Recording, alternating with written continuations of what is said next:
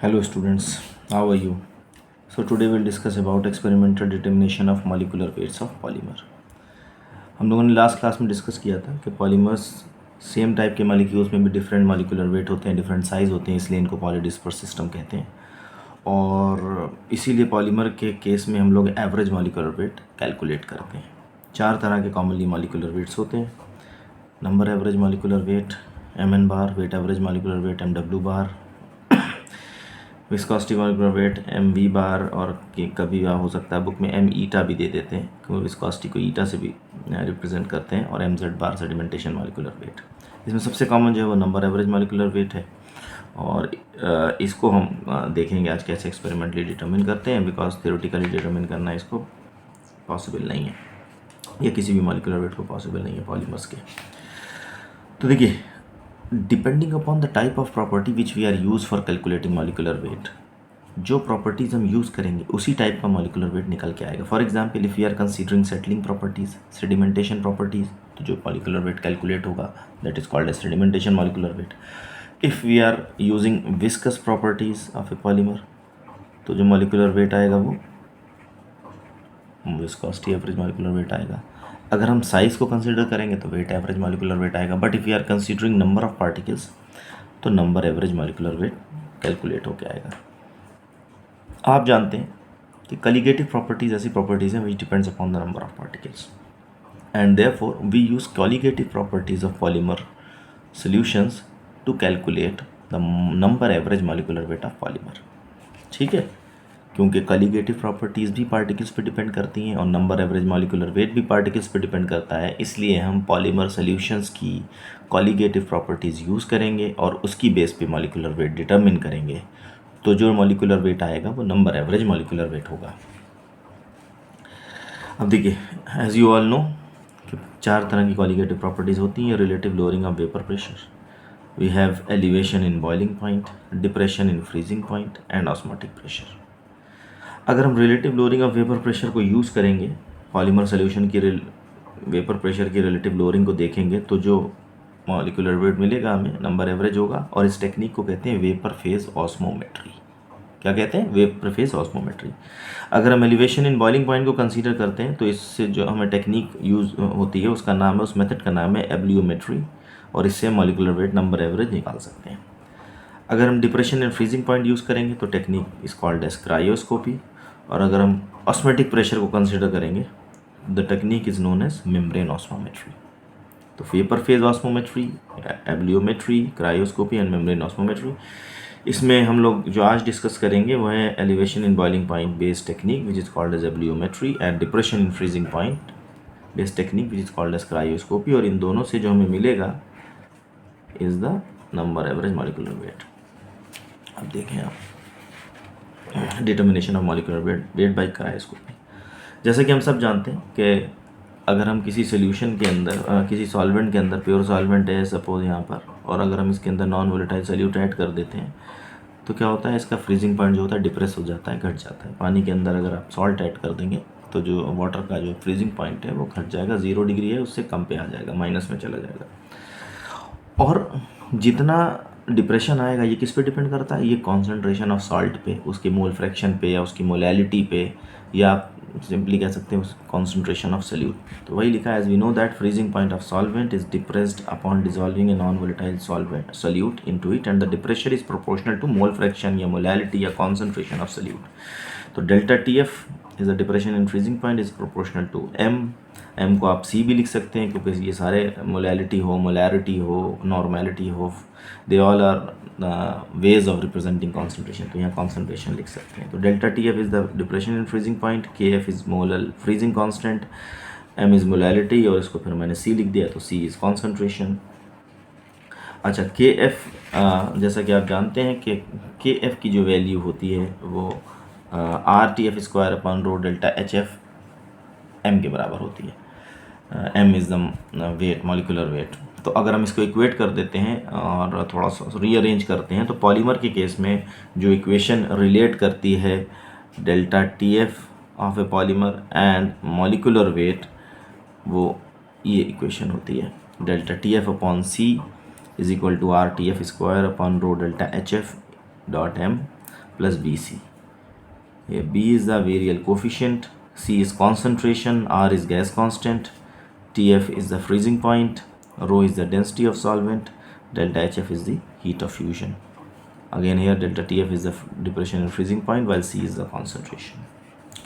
अब हम क्या करते हैं, इस इक्वेशन को कंपेयर करते हैं with equation of straight line जो कि होती है y equal to mx plus C. तो y equal to C plus mx मैंने लिखा है बिकॉज x की जो वैल्यू है वो हम c ले रहे हैं यहाँ पर, और y जो है delta T F upon C.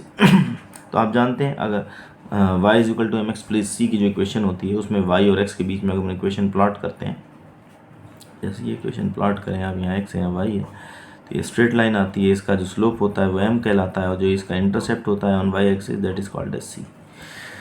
तो if we plot the same equation taking this term delta T F by C as y and this c as x, तो delta T F by C upon C का equation plot करेंगे तो there will be straight line. इसका जो slope होगा वो किसके बराबर होगा, देखिए x का जो कोफिशिएंट होता है m के बराबर, और यहाँ पर देखिए x को हमने c लिया है कॉन्सेंट्रेशन, तो इसका जो कोफिशिएंट है b इसके बराबर होगा. तो स्लोप से हमें जो वीरियल कोफिशिएंट की वैल्यू है b मिल जाएगी. हालांकि उससे अभी हमें मतलब नहीं है, our focus is to calculate molecular weight, और मॉलिक्यूलर वेट यहाँ पे क्या है, इंटरसेप्ट है, तो हमें पहले इंटरसेप्ट कैलकुलेट करना है. तो from this equation this graph Y axis पे जो ये इस लाइन को एक्स्ट्रापोलेट करेंगे वाई एक्सिस तक, और जो ये इंटरसेप्ट कट करेगी इस इंटरसेप्ट को हम मेजर कर लेंगे स्केल से. This intercept is equal to R T F square upon rho delta H V into M.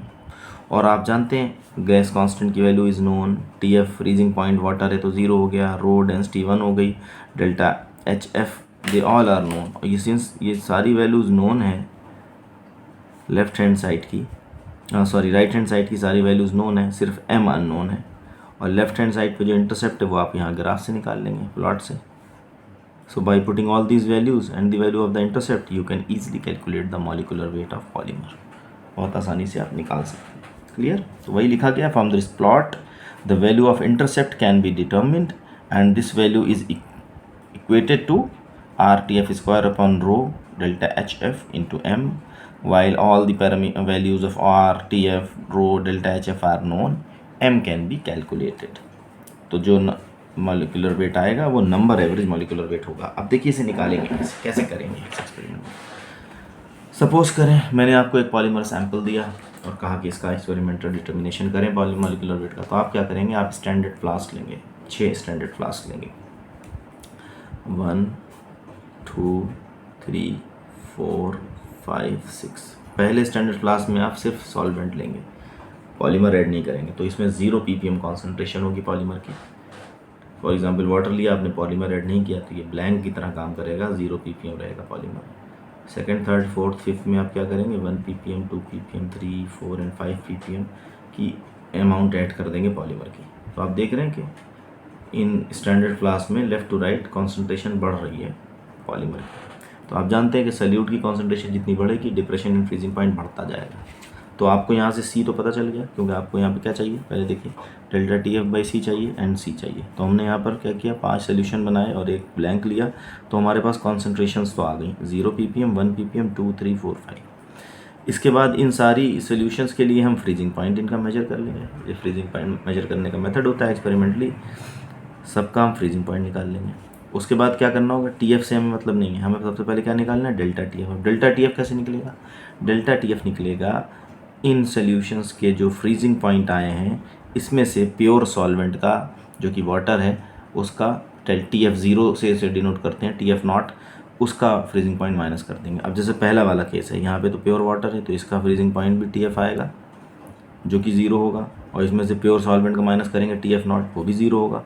तो यहाँ तो वैल्यू 0 ही आ जाएगी क्योंकि ये भी प्योर सॉल्वेंट है. प्योर सॉल्वेंट में से प्योर सॉल्वेंट का फ्रीजिंग पॉइंट आप सब्सट्रैक्ट करेंगे तो answer is 0. But in case of 2 3 4 5 6 यहाँ पर पॉलीमर ऐड किया गया है, फ्रीजिंग पॉइंट थोड़ा कम हो जाएगा, तो कुछ ना कुछ वैल्यू आएगी आपके पास. जब आप सब्सट्रैक्ट करेंगे TF में से TF नॉट, वो वैल्यूज़ यहाँ पे आ जाएंगी. तो अब आपके पास क्या आ गया, C आ गया, TF डेल्टा TF आ गया.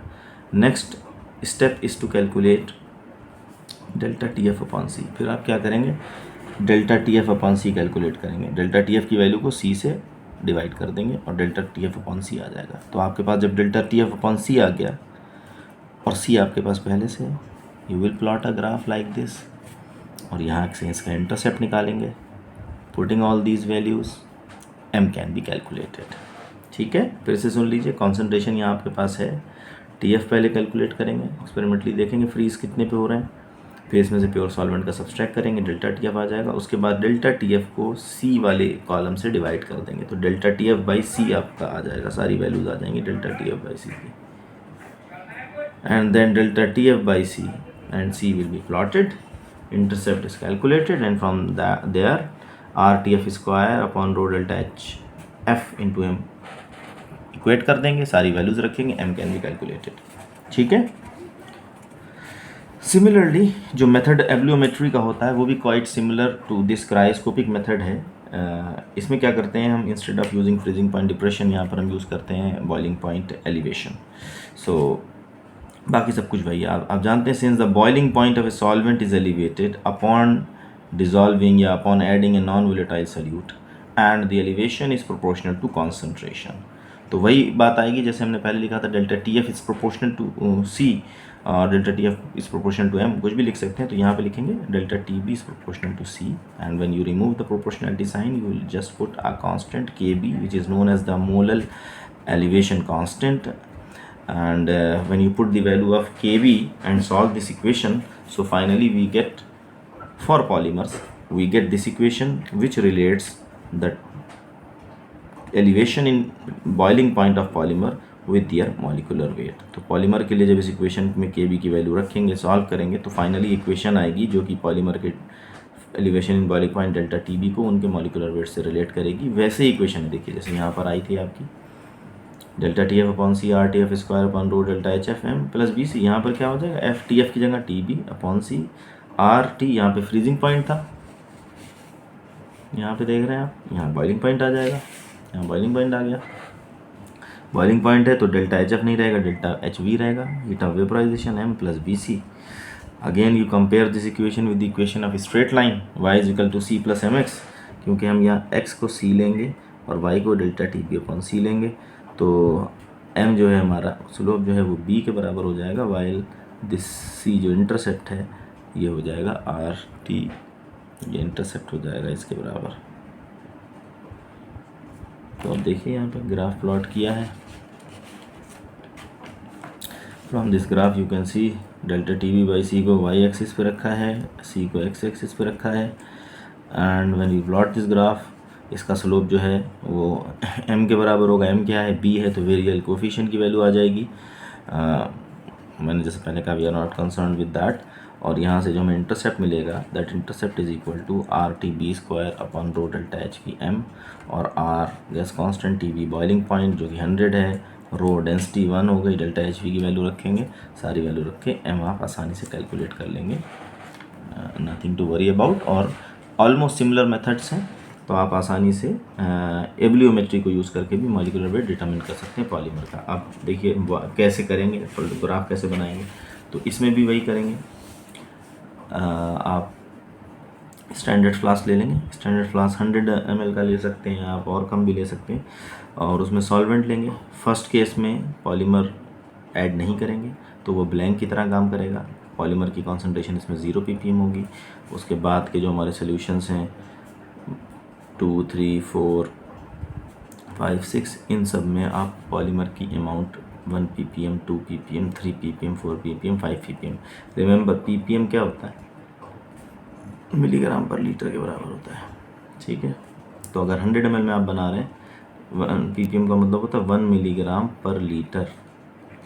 100 ml में अगर आप बना रहे हैं, क्योंकि 100 ml का स्टैंडर्ड फ्लास्क अगर आप मिल गया है, तो आप सिर्फ 0.1 लेंगे, 0.1 मिलीग्राम पर 100 ml, तो ये अपने आप आ जाएगा 1 ppm के बराबर, ठीक है। ये हो गया आपका, तो कॉन्सेंट्रेशन आपको पता चल गई। आप सबका बॉइलिंग पॉइंट कैलकुलेट करेंगे, जो बॉइलिंग पॉइंट अपरेटस होता है उससे, फिर डेल्टा टी बी निकालेंगे। कैसे निकालेंगे, सबके जो बॉइलिंग पॉइंट आए इसमें से प्योर वाटर का जो बॉइलिंग पॉइंट है जो कि 100 है वो माइनस कर देंगे। तो पहले केस में तो ये भी प्योर वाटर था, प्योर वाटर में से प्योर वाटर माइनस करेंगे तो 0 आएगी। बट ये जो वैल्यूज़ हैं second, third, fourth, fifth, six जो सोल्यूशन है इसमें पॉलीमर ऐड किया है तो इसमें एलिवेट हो जाएगा। 100.1 हो सकता है, 100.001 हो सकता है। तो जो भी वैल्यू होगी उसमें से आप प्योर वाटर का बॉइलिंग पॉइंट मतलब 100 डिग्री सेंटीग्रेड माइनस कर देंगे या उसे केल्विन में करके माइनस कर देंगे और आपके पास वैल्यूज़ आ जाएंगी कुछ, वो होंगी डेल्टा टी बी की values. Then the next step is to calculate delta T B upon C. यहाँ लिखा है then calculate delta T B upon C. तो आपको जब delta T B upon C मिल गया और सी आपके पास पहले से है, आप इमीडिएटली ग्राफ बना देंगे delta T B by C and C. ये एक्स हो गया, ये वाई हो गया, ये ग्राफ आ जाएगा। यहाँ से इंटरसेप्ट आप कैलकुलेट कर लेंगे। उस इंटरसेप्ट की वैल्यू को आप रख देंगे इक्वेशन में। कौन सी इक्वेशन में? आप उसे यहाँ रख देंगे R T B square rho delta H V M is equal to जो इंटरसेप्ट की वैल्यू आएगी। ये सब पता है आपको, एम आप आसानी से निकाल लेंगे। ठीक है, तो इस तरीके से ये हमारा एब्लियोमेट्री भी हो गया। तो फ्रेंड्स बहुत ज़्यादा मुश्किल नहीं है कैलकुलेट करना पॉलीमर का मॉलिक्यूलर वेट, बट थोड़ा सा समझना है आपको कि कैसे कौन सा मेथड अप्लाई होगा और कैसे उसको आप करेंगे और कैसे सॉल्यूशंस बनाएंगे। उसके बाद आती हैं लिमिटेशंस। इन दोनों मेथड्स की एक लिमिटेशन है, क्योंकि आप देख रहे हैं इन बोथ दीज इक्वेशन, दोनों इक्वेशन में जो आपने गौर किया होगा डेल्टा टी बी जो है is inversely proportional to M, या डेल्टा टी एफ जो है it is also inversely proportional to M. तो मॉलिक्यूलर वेट से इन्वर्सली प्रोपोर्शनल है। तो मॉलिक्यूलर वेट जितना ज़्यादा होगा उतना डेल्टा टी बी और डेल्टा टी एफ की वैल्यूज़ कम होती जाएगी, बहुत कम हो जाएगी, कई बार 0.0001। और इतनी कम वैल्यूज़ में आपको उसको कैलकुलेट करना मुश्किल हो जाएगा।